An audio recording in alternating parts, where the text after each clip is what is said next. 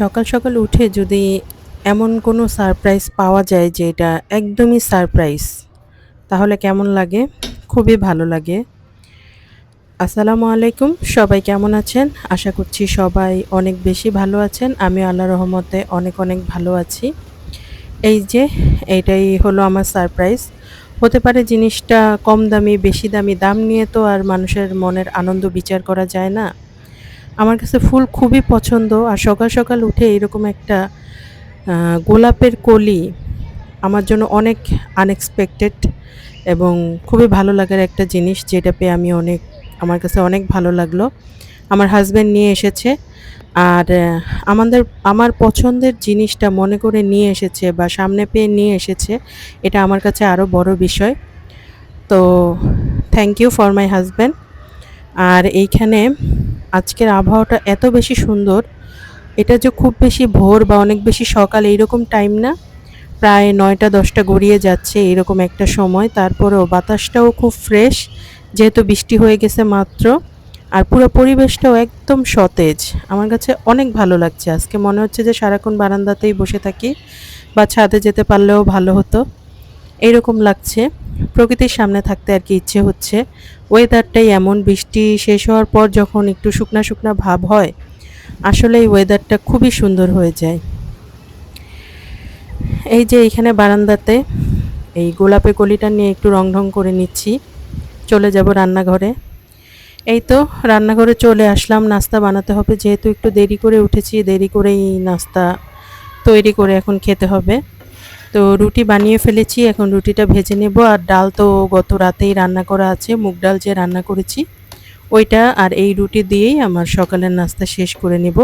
একদম সিম্পল নাস্তা, তো অত কিছু আর দেখাচ্ছি না। এখানে রুটিটা ভেজে নিচ্ছি, আর হচ্ছে নাস্তা আর চা খাওয়া শেষ করে আবার দুপুরের রান্নাতে চলে যেতে হবে।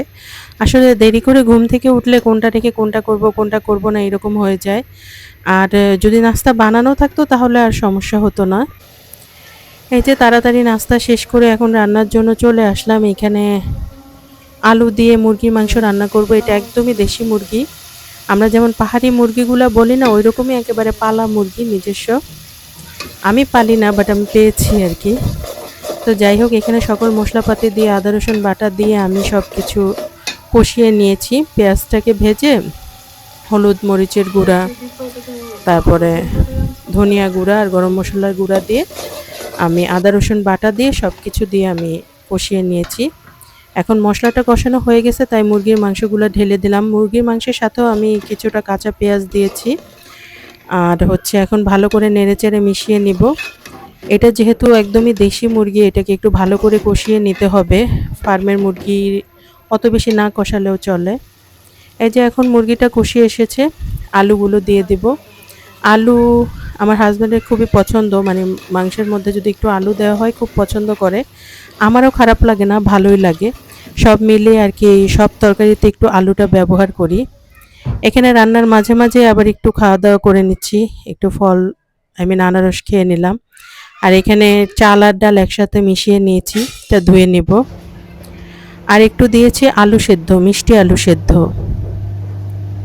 এই যে ওভেনে আর কি, কি বলবো, এটাকে রোস্ট বলা যায়, ওইরকম কিছু একটা করে নিচ্ছি ওভেনে। এই মিষ্টি আলু এইভাবে করে নিলে খুব ভালো লাগে, পানি দিয়ে সেদ্ধ করলে অত ভালো লাগতে চায় না। যাক, আর এখন ফাইনাল রান্না হচ্ছে, শুরু করেছি, যেটা হচ্ছে খিচুড়ি। যেহেতু বৃষ্টি বৃষ্টি ভাব, এই কারণে খিচুড়ি দিয়ে এই মুরগির মাংসটা খাবো এমন ইচ্ছা। তো এখানে পেঁয়াজ, রসুন, গরম মশলা, শুকনা মরিচ সব কিছু আমি তেলের মধ্যে ভেজে নিচ্ছি। ভাজা হয়ে গেলে মশলা দিয়ে কষাবো। এই যে এখানে হলুদ মরিচের গুঁড়া, ধনিয়া, জিরা, তারপরে গরম মশলার গুঁড়া, আদা রসুন বাটা দিয়ে আমি মশলাটাকে কষিয়ে নিলাম। কষানো শেষ হয়ে গেলে আমি যেই ধুয়ে রাখা ডাল আর চাল ছিল ওটা দিয়ে দিলাম। এখানে আমি 1 কাপ পোলাও চাল, 1 কাপ ভাতের চাল, আর আধা কাপ মুসুরের ডাল, আধা কাপের চেয়ে একটু বেশি নিয়েছি পরে, আর আধা কাপ হচ্ছে খেসারির ডাল নিয়েছি, আমি কোনো মুগ ডাল ব্যবহার করিনি। এই যে একদম ভাজা ভাজা হয়ে এসেছে, এই পর্যায়ে পরিমাণ মতো পানি দিয়ে দিতে হবে। 2 কাপ চালের জন্য 4 কাপ পানি। কেউ ঝরঝরা বেশি খেতে চাইলে এই 4 কাপ পানি দিবেন, আর কোনো পানি দিবেন না। আর যদি একটু মাখো মাখো আমার মতো এইরকম করে খেতে চান তাহলে আরও 1 কাপ পানি দিবেন। কারণ ডাল 1 কাপ পরিমাণের একটু বেশি, ডাল যতটুকু পানি অতটুকু হবে। আর ঝরঝরা খেতে চাইলে এটার দরকার পড়ে না, ওই 4 কাপ পানি দিলেই হবে। এখানে খিচুড়িটা রেডি হয়ে গেল, আর এখন আমার হাজব্যান্ডকে খাবার দিয়ে দিচ্ছি। ও লাঞ্চটা শেষ করে ফেলবে, আমি গোসল নামাজ শেষ করে তার পরবর্তীতে খাবো। তো ও যখন খাবে আমি ওইখান থেকেই চাচ্ছি একটু রেকর্ড করে নিব। এই যে এখানে তরকারিটাও দিয়ে দিচ্ছি। এখানে আর কোনো ভর্তা কিছু করিনি, আসলে খাওয়ার সময় মনে পড়েছে যে একটা ভর্তা করলে ভালো হতো, কিন্তু রান্নার সময় মনে ছিল না। এটা ভালো বুদ্ধি, কষ্ট কম হয়েছে। তো যাই হোক, এখন আমি সার্ভ করে নিচ্ছি ওর জন্য, ওকে এখন খাবার দিয়ে দেব।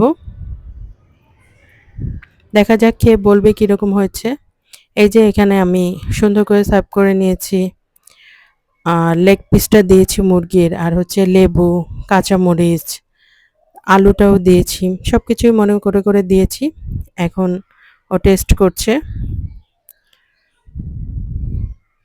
তো দেখা যাচ্ছে একটু মাখো মাখো টাইপেরই খিচুড়ি হয়েছে। তো পোলার চাল আর ভাতের চাল মিক্স করে বানালে স্মেলটাও খুব সুন্দর আসে, আর একটু মাখো মাখো টাইপেরই হয়।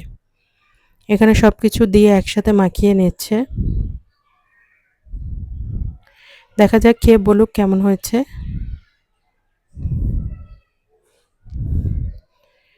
এই যে বলছে খুবই মজা হয়েছে।